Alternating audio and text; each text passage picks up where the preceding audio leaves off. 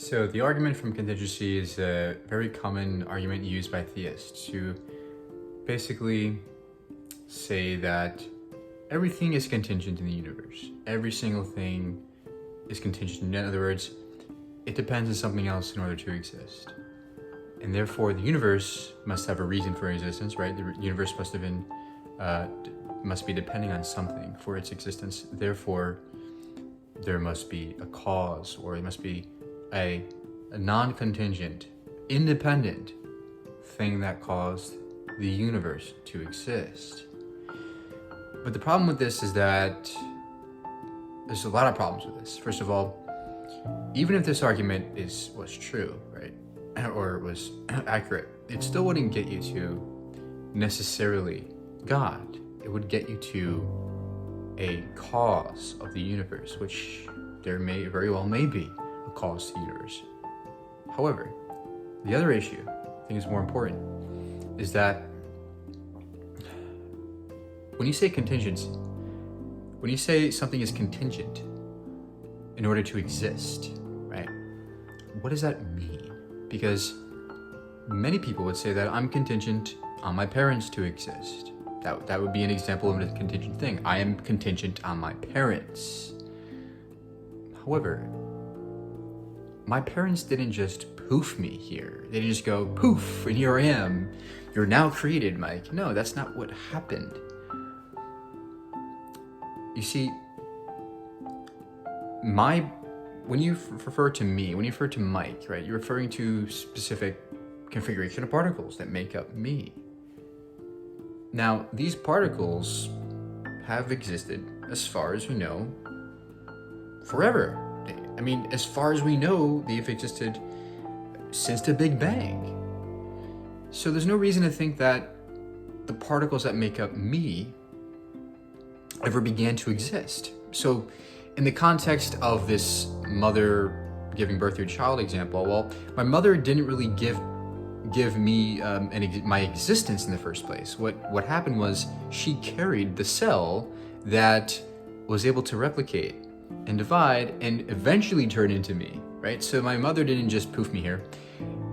The cell that, right, my dad and my mom, both the egg cell and the sperm cell came together, they formed my first cell, and that's where I began as me, as Mike, as the concept of Mike. But physically, tangibly,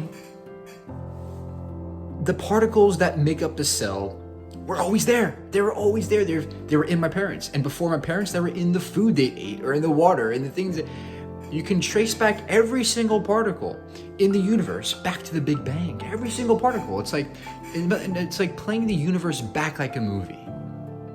Going from today to the Big Bang, right? Back to the Big Bang.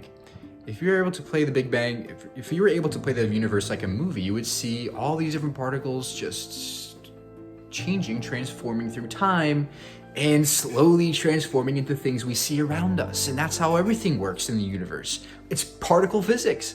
And in fact, Sean Carroll, he's a prominent theoretical physicist, this is what he explains. He says that if we had a supercomputer that was able to determine every velocity of every particle in the universe, you could essentially plug the universe as a model and predict what would happen in the future, what I would be doing in the future, because every particle is determined by its velocity or things like that, all the way back to the Big Bang, right? You can trace everything back to the Big Bang. So that's the point I'm saying here. My existence is not dependent on anything else to exist. Because what I am, my existence is particles. And the particles have always been here. Now, you might say, Mike, but you as Mike didn't exist. And I agree. But the thing is, Mike is a concept. The concept of Mike just refers back to my particles. The concept of Mike is also physical, right? In itself, by the way. Concepts are just thoughts, and thoughts are electrical chemical signals. So everything. I know it's very difficult to comprehend at first, but if you think about it, everything, as far as we know, has always been here, and nothing is needed. Nothing needs to be contingent on anything else. Nothing needs to depend on anything else for its existence. Now, I agree there's cause and effect. Like, I can cause a water bottle to be thrown across the room, but did I cause the water bottle to exist? No. I just transformed energy. That's all that happened. So at the very best, the contingency argument can get to a cause that caused the universe to transform. And I agree with that. There's perhaps something that caused the Big Bang to occur. But there doesn't need, but that cause, just like every other cause in the universe that causes things to transform, is within the universe. It's located within the universe. Right? So the cause doesn't have to be exterior to the universe, it could be within the universe. So,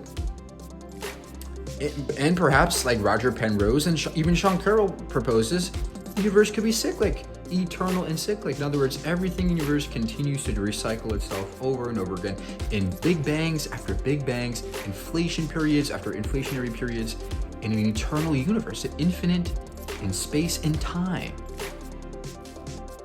So where the contingency argument fails is the fact that not only does it not get you to God, because sure, the universe may have a cause, but it doesn't tell you that there's something exterior to the universe that caused this existence. Because the universe, in my definition of the universe, is everything that is and ever will be. The universe is everything, including the if there's something outside of the universe, that would be part of the universe as well. If there's a multiverse, you can consider it that the universe as well. You can call it a multiverse, but again, the multiverse, if there's other universes, they would be located within the universe. Okay, universe includes everything. Every single thing that ever will be and could ever exist. So I think that's a good reason to not really take the argument seriously. And I know it's used so often with theists, but they don't take this into consideration, right? Because it's easy to say, yeah, my mom caused me to exist, but if you think about it closely, that's not exactly what happened. It's not at all what happened. So thanks for watching, guys.